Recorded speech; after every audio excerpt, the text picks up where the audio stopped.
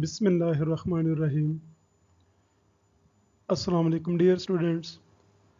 I welcome you to the fourth lecture for the subject Education, Globalization and Change.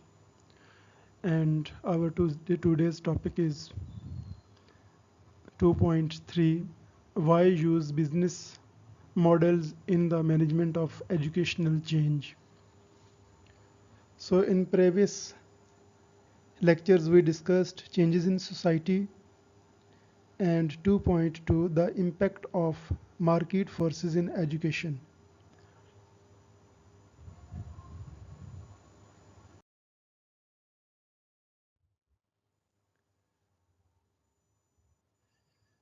Surah Al-Baqarah, ayat 263rd, to speak a kind word and to forgive people's faults is better than charity followed by hurt. Allah is all-knowing. The Holy Prophet ﷺ said, to have a good opinion about others is of good divine service. Bukhari शरीफ में ये हदीस है हुस्न ज़न के हवाले से, to have good opinion. So finally we start our topic 2.3, why use business models in the management of educational change.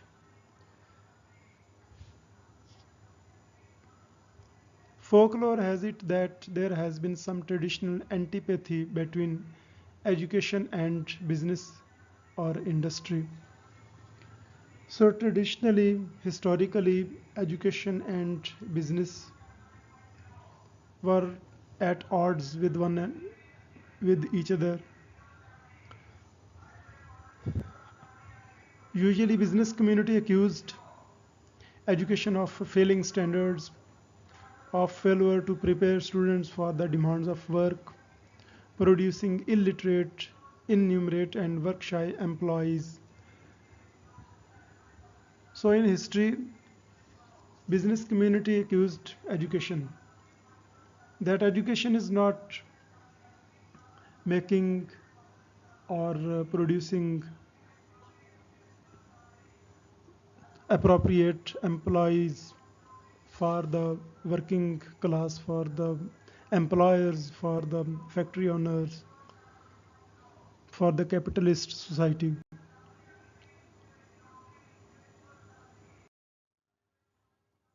And on the other hand, conversely, educational community has accused the world of work, WOW, wow, world of work, as being the graveyard of the aspirations, creativity, flexibility, adaptability, breadth, and problem solving capabilities that schools have taken painstaking care to develop in their students.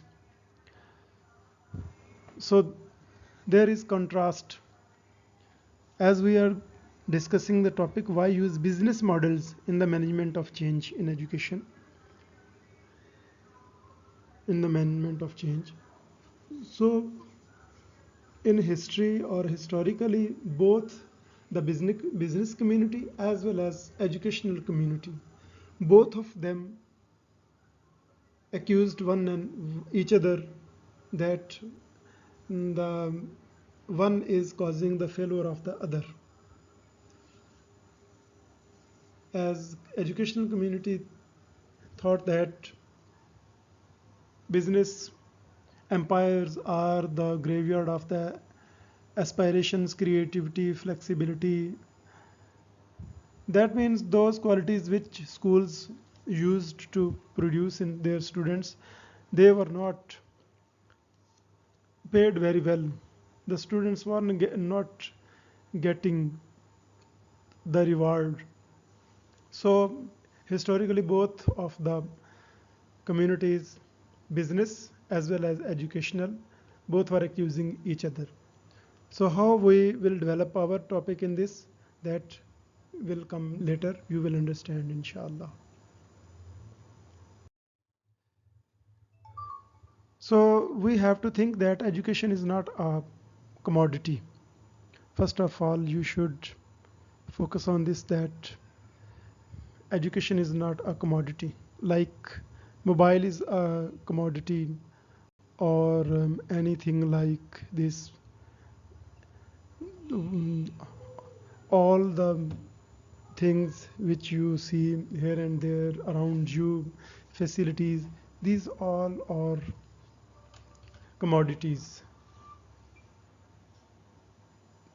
कोई ऐसी चीज़ जिसे इस्तेमाल किया जा सके. Competition is not an attribute that schools wish to encourage and so on.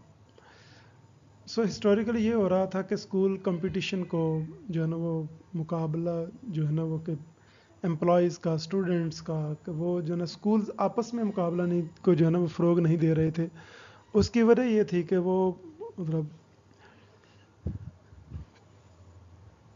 they were not encouraging that environment of the competition as was in industries in the start of this, the usage of the business models in education. You may say that the later 20th century or the before Second World War.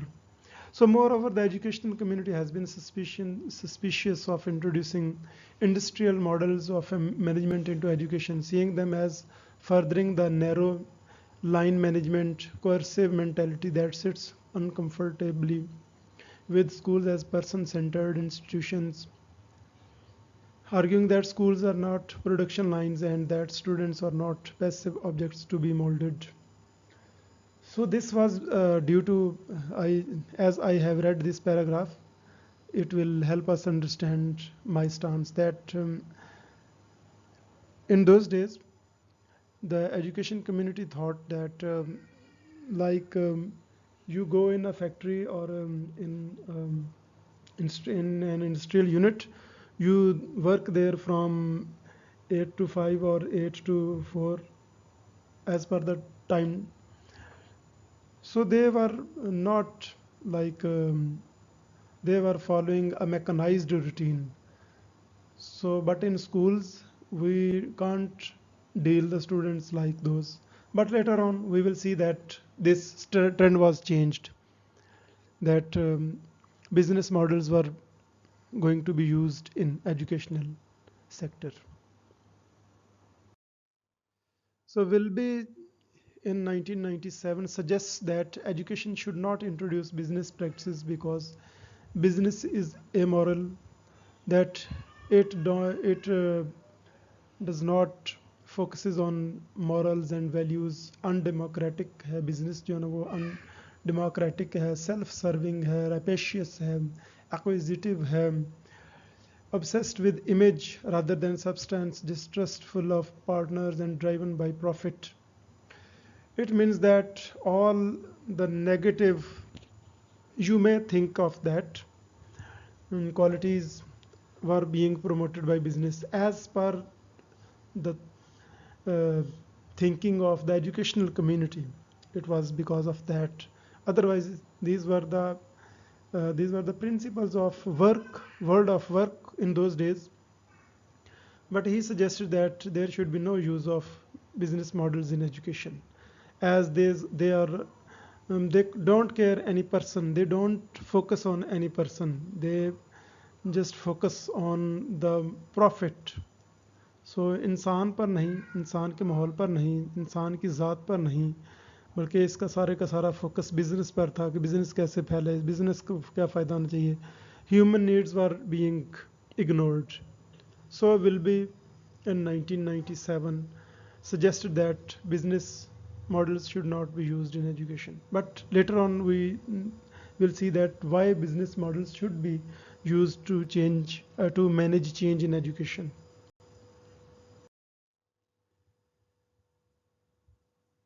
So these were the concerns that, of course, schools are not production lines. Like जैसे factories हैं, कारखाने हैं, तो वहाँ पर तो कुछ ना कुछ बन रहा है. तो स्कूल वैसे इदारे तो नहीं थे.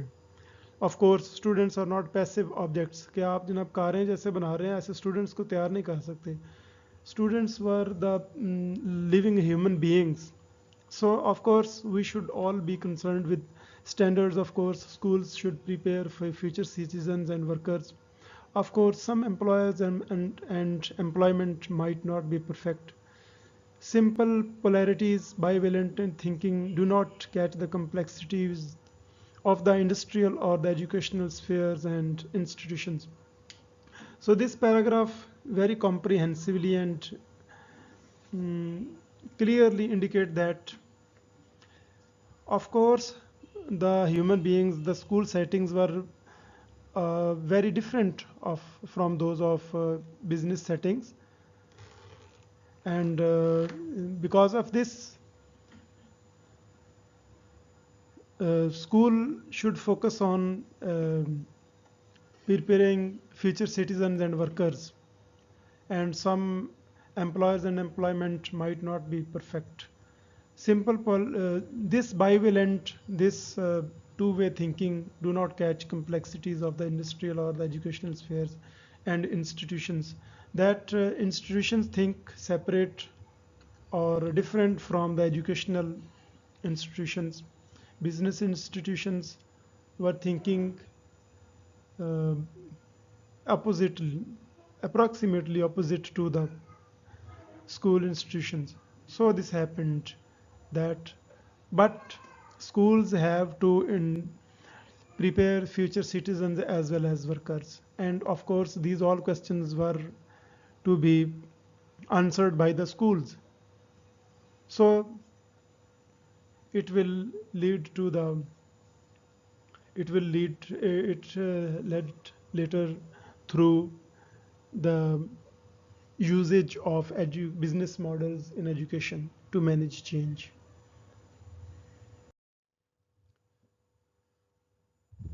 So these were the arguments which were some were against and some were in the favor of using business models.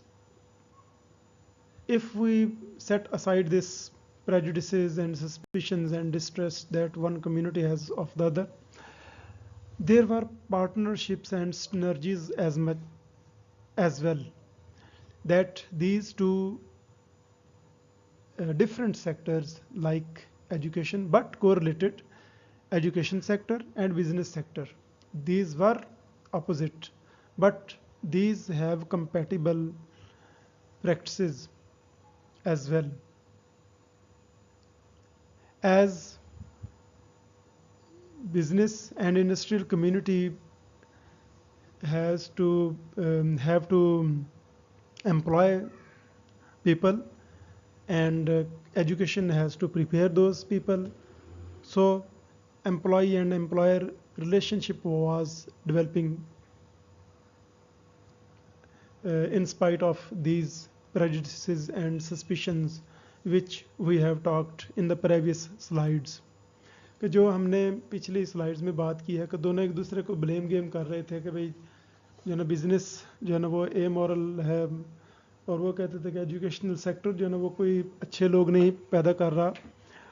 तो अब जो है ना वो आहिस्ता आहिस्ता उन्हें पता चला कि नहीं भाई हम दोनों एक दूसरे के साथ चलेंगे. और देखिए एजुकेशन सेक्टर ठीक है डेवलप कर रहा है, but education sector is more business sector was being promoted more than education sector, and they were changing with the passage of time, because humanity needs more and more different inventions, as well as they needed new technologies, new things, they invented new things, and whenever they invented new inventions, their demand was increased, and thus new and newer factories were established, and thus education sector has to cover that demand of the employees in those factories. So business models were being promoted for managing that change. We will discuss in the next slides that how um, the business model were being used, how and for what. to manage change.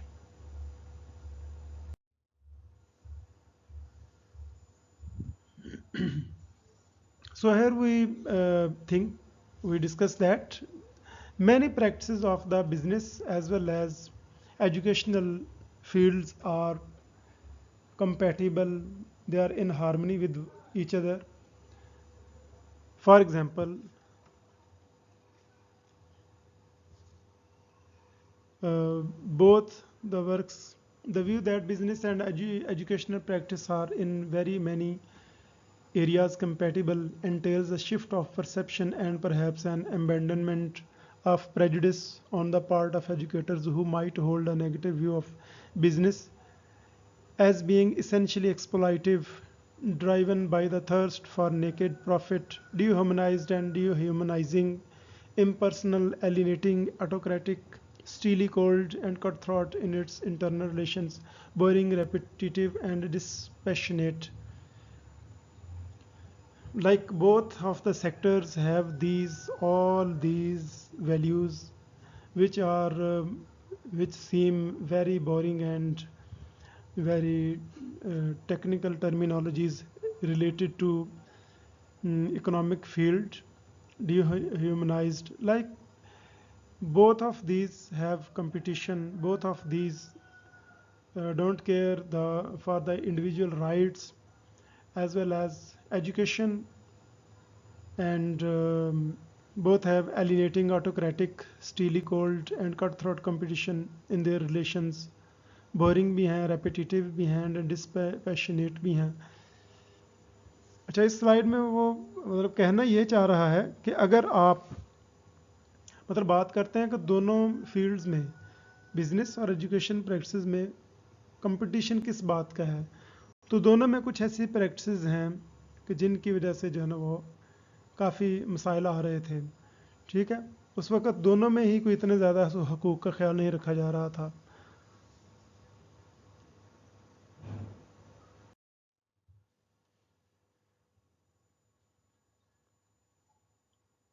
अच्छा जी, अब क्या होना शुरू हो गया कि अब इन दोनों में कंपैटिबिलिटी आना शुरू हो गई.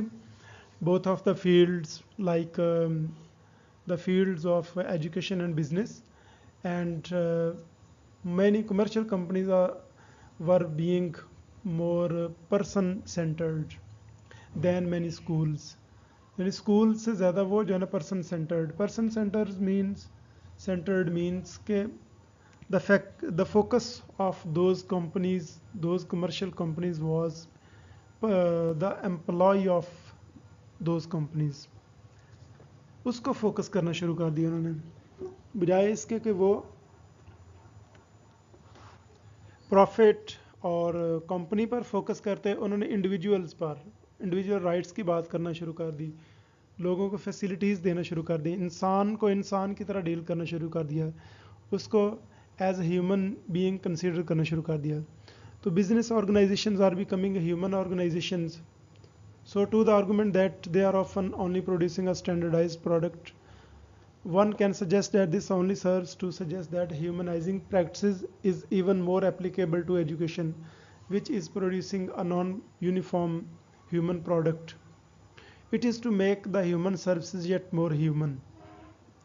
So education is a service, and the business sector was turning to human services. ठीक है.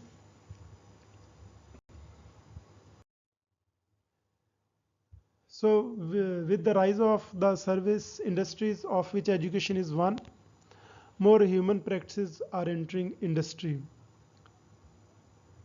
So that now human service, different services were being, like British Airways as an example, PIA is an example, LESCO, different electricity producing units of Pakistan, and health sector, education sector, these are all our service sectors.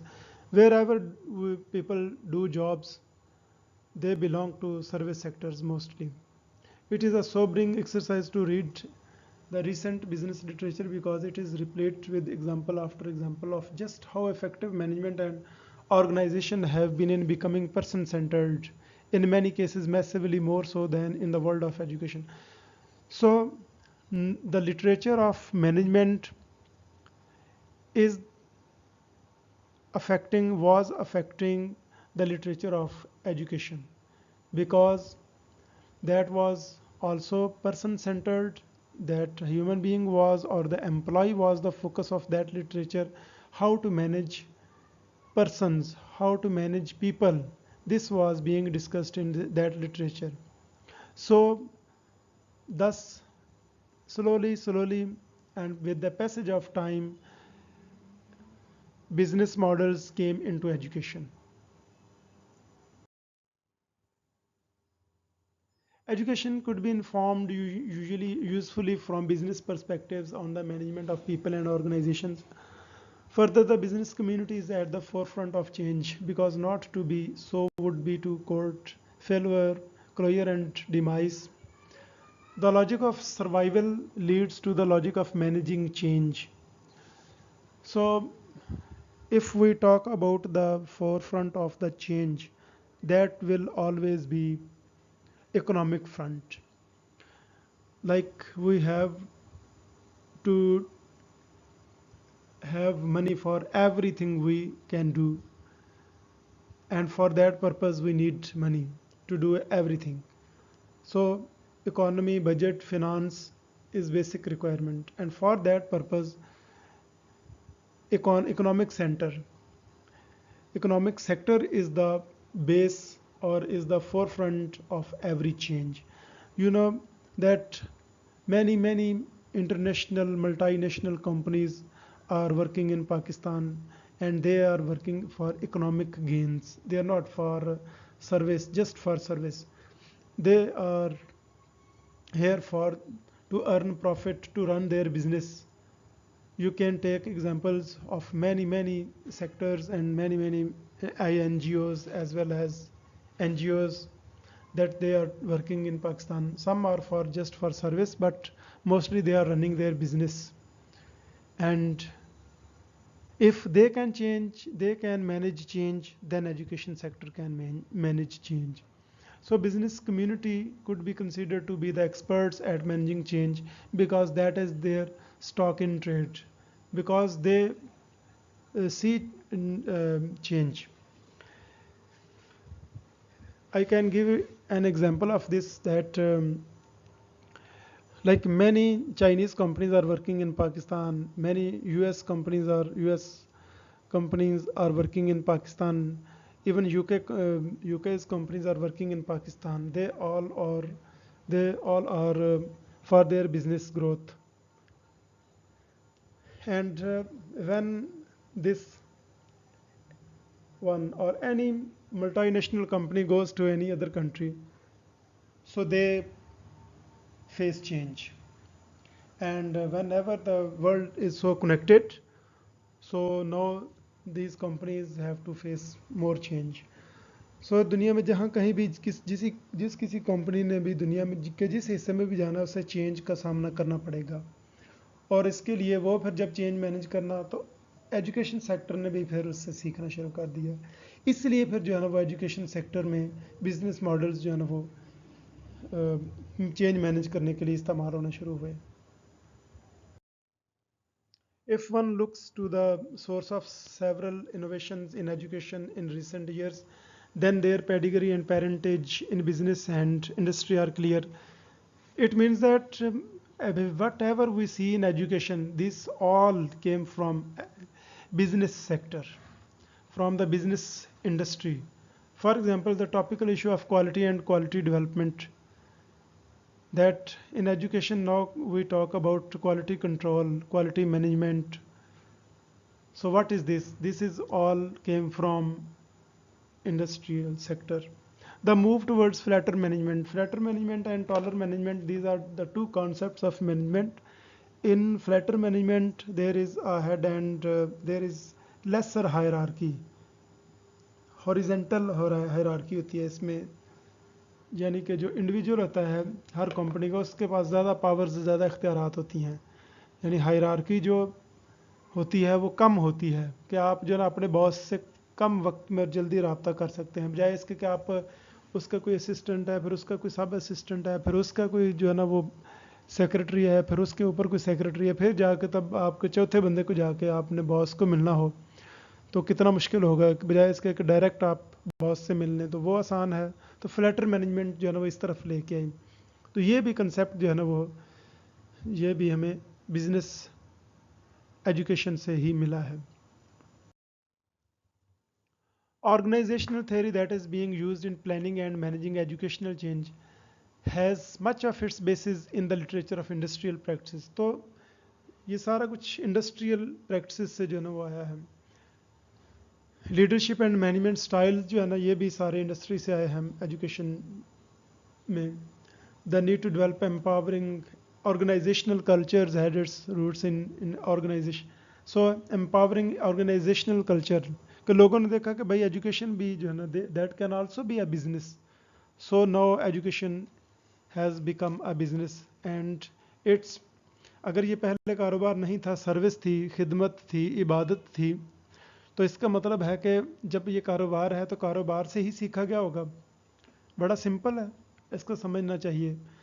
तो इसकी जितनी भी चीज़ें हैं वो ज़्यादातर industry से आई हैं। Educational discussion of resistance to change and ways of overcoming it owes several of its key concepts to industry. तो ये भी सारे के इंडस्ट्रीज़ में जब चेंज आता था तो उनके क्या हालात हुए थे, वो उन्होंने कैसे कोप किया, उसको अब यहाँ पे भी इम्प्लीमेंट किया जा रहा है। Much of the discussion of motivation in organisations has its seminal work in industry. तो मोटिवेशन के वहाँ पर जब लोग काम करते थे, दे B they were becoming demotivated. To increase their motivation, what the industrial sector done, that is also being done in education. Much of the management of planning, change and its strategy development has its roots in industry. So planning, change and strategy development, these are also came from industry. So many of the concepts and practices of change agents and facilitators derive from the world of industry and business. There is a wealth of literature from business and industry that addresses the personal and emotional aspects of management. These also came from how to manage these emotions and aspects, different aspects of management. These also came from industry. So much of the discussion of teamwork and leadership. Now we talk about teamwork and leadership. This also came from industry. So these are the reasons have why we use business models in education to manage change. Much of the discussion of teamwork and leadership has its roots in industry. So if we look into the literature of industrial sector, we will find that most of the educational literature regarding managing change came from industrial sector. Hence, not only does the business world spawn a broad and in-depth literature on the management of change, but to do justice to the educational literature on the management of change, it is also useful to trace its roots back into the literatures from the business and industrial communities. So in business sector ने ना सिर्फ अपना जो है ना वो literature बनाया है, they also developed, they also influenced the literature of the educational sector. This all data mostly was taken from management theories for educational change. Keith Morrison is the writer of this book, and this book contains the most of the chapter of this, most of the work of this chapter. So this was about why use business models in the management of change. 2.3.